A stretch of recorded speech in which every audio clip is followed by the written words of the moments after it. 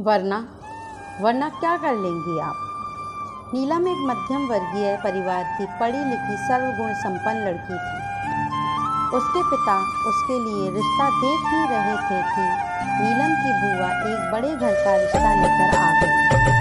देखने सुनने में सब अच्छा लगा तो नीलम के पापा ने नीलम की रजामंदी से उसका रिश्ता वहीं तय कर दिया। नीलम की आंखों में नए संसार, प्यार और अपनेपन के सपने लेकर बहू बनकर अपने ससुराल आ गई। ससुराल शुरुआत में तो सब अच्छा ही लग रहा था, लेकिन धीरे धीरे नीलम की सास के व्यवहार में अंतर आने लगा था। हर रोज कांता जी हर बात पर टोकना और छोटे घर की होने का ताना देने लगी थी। शादी के 4-5 दिन बाद ही घर के सारे कामकाज का भार कांता जी ने नीलम के सर पर दिया और खुद सिर्फ हर काम पर नजर रखने और कमी निकालने में लगी रहती।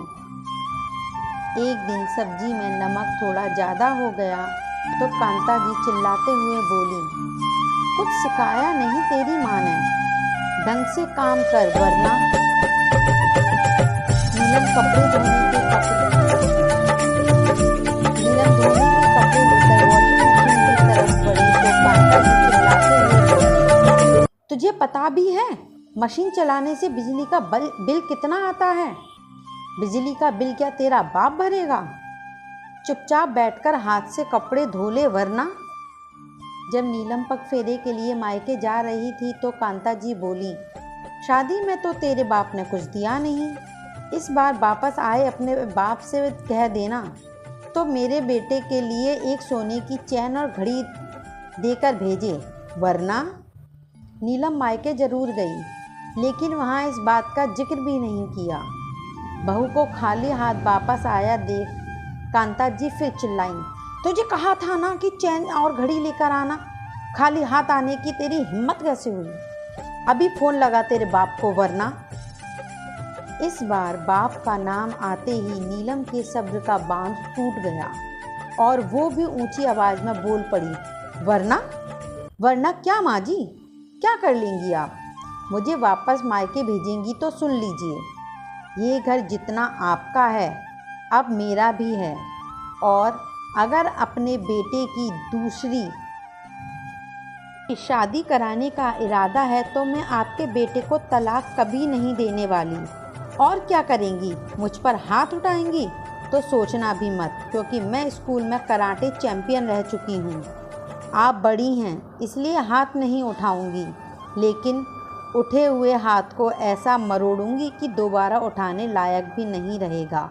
और क्या करेंगी, रो धोकर अपने बेटे और ससुर जी को दिखाएंगी, मेरी शिकायत करेंगी, त्रिया चरित्र दिखाकर बेटे और परिवार वालों को मेरे खिलाफ करेंगी? तो सुन लीजिए, मैं भी एक स्त्री ही हूँ, ये रोना धोना और नौटंकी दिखाना मुझे भी आता है।